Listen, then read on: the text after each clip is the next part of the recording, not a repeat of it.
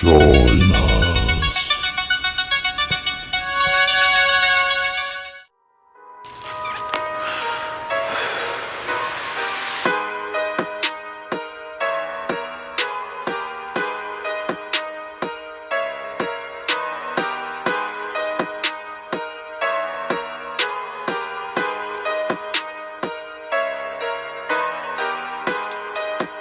They used to call me Crazy Joe, but now they can call me Batman. What up? Welcome back once again to the Necro Zoo. I am Bones. And in this one, let's go ahead and add one more figure to my McFarlane DC Multiverse collection. Now this time it is going to be Jean-Paul Vallée, Azrael. Now today at lunch I did actually find this guy at Walmart. Really cool. I was hoping I would be able to find him, and I did find enough for me. So I do have actually an extra one to keep in my unopened DC Multiverse collection. But this is the one I will be reviewing.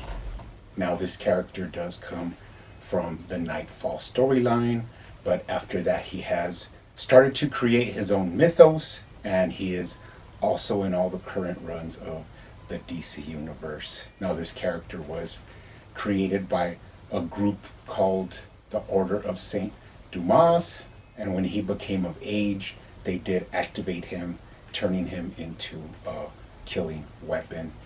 Later on he does join forces with Bruce against Saint Dumas, and after Bane breaks Bruce's back, he actually recruits Jean-Paul to be the next Batman. But he is found to be a little bit too vicious and murderous, so Batman has to turn around and defeat him and take back the cowl.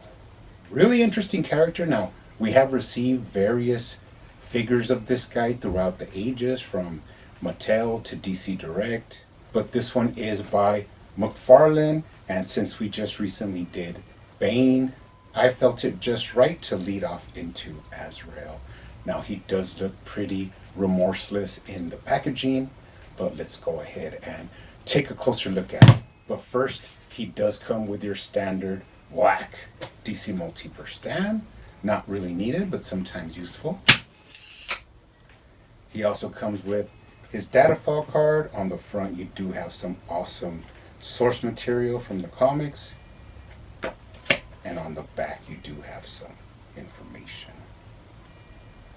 Now, the thing about Jean-Paul was that he was a little bit more vicious than Bruce, and he pretty much killed people and without remorse.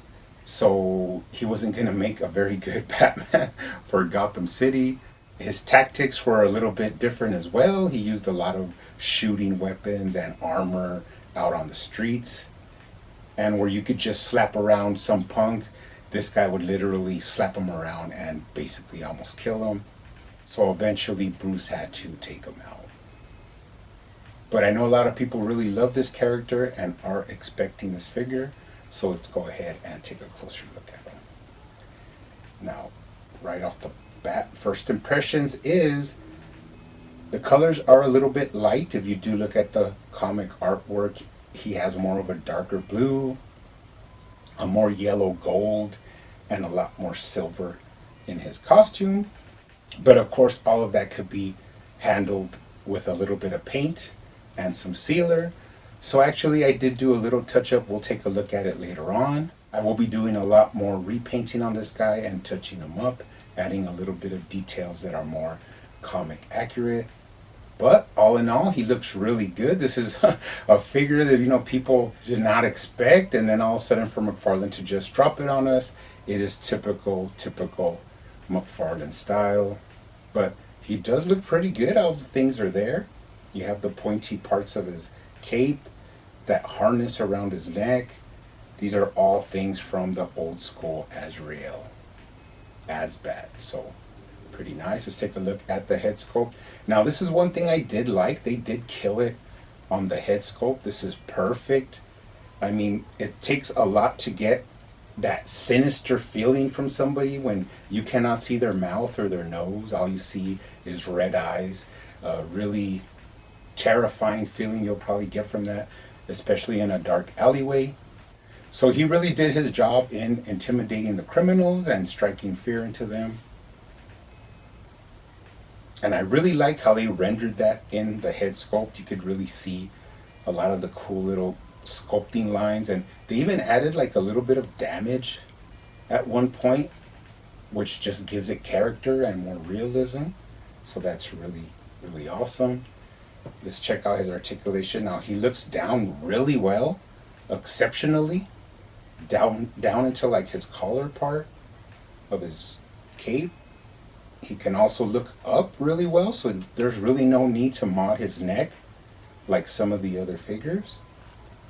He does have smooth movement from the right to the left, and then you can cock his head for some character. All in all, really menacing looking head sculpt. I love it. That's probably one of my favorite parts of this figure. They really, really got it right on that one. Taking a look at the chest. As I said before, some of the colors could be a little bit off, but I would rather get a character that is sculpted and rendered correctly and hit it with some paint to get it a little bit, to take it to the next level, than to not have a figure at all. And at the $20 price point, you just cannot beat it. But all the details are there in the armor, in the sculpting of the pouches. It's all there. Really, really nice sculpt work. Let's take a look at the waist. He does have side to side. He does have that complete waist rotation. He has a lower swivel, an upper swivel under the chest, and you can twist him for some cool poses. Now, you can lean him forward pretty good, not too much, but better than usual.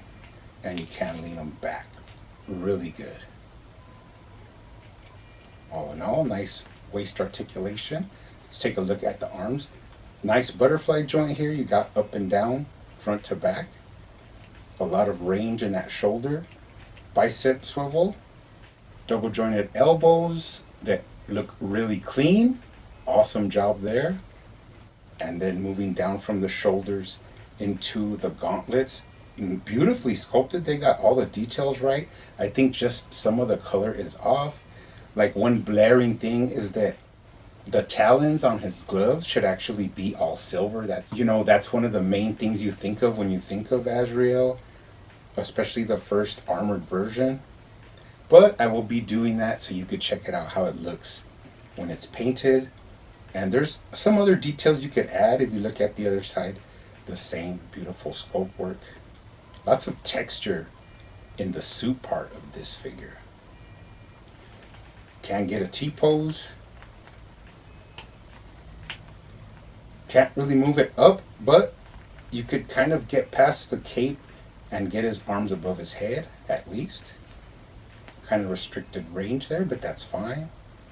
Let's go ahead and move down to the waist. Got a cool belt there.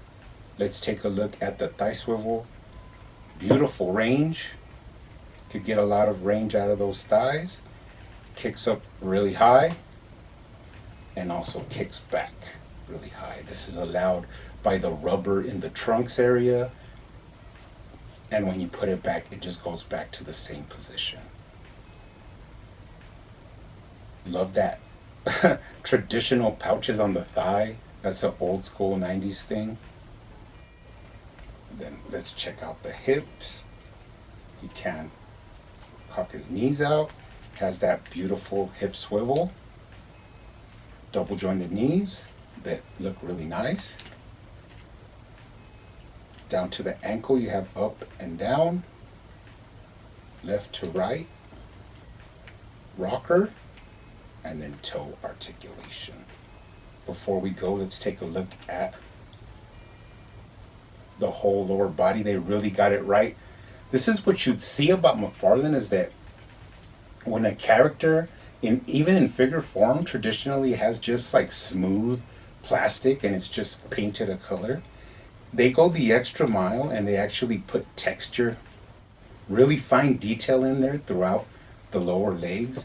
Just look at the sculpt work on those ankles. Really, really beautiful work. They did get the talons on the side of his calves right. All in all, beautiful, beautiful sculpt work from McFarlane. Awesome. Let's take a look at the bottom. No tread, no identifying marks. Moving up the back, more of that nice grain detail sculpt work. Pouches, back armor. It's all there. And then this cape, original cape, really wide. Got some nice design in there. And then moving up to the back of the shoulder guard, you got smooth sculpted detail, and then those little points that are traditional for Azrael. Beautiful, beautiful figure. I'll give him that much. Now before we go, let's do a couple of things. First off, I did go ahead and repaint this guy. I just did the claws, the talons, so you guys could see how it looks when they're painted in their right color, which is silver, because there was like an armored suit. Could add some more detail to this, could completely repaint it. I'll add some details, but I don't want to really go all the way with a repaint because you never know with McFarlane what he could release next. But let's go ahead and take a look at him next to some other figures. Now, there was two kind of versions of Armored Azrael from Mattel in the DC Classics. You had the original blue, which keeps the color scheme, but it's like a version that was used afterwards, but around the same era. And then they also released a red version, but I love these two figures. They're awesome, awesome Azrael figures. And then I made my own custom, which is using one of these, the blue one, but it's a more traditional, like the way he looked in his original form. Love that figure. Took me a lot of time to get him the way I wanted, but he looks really cool.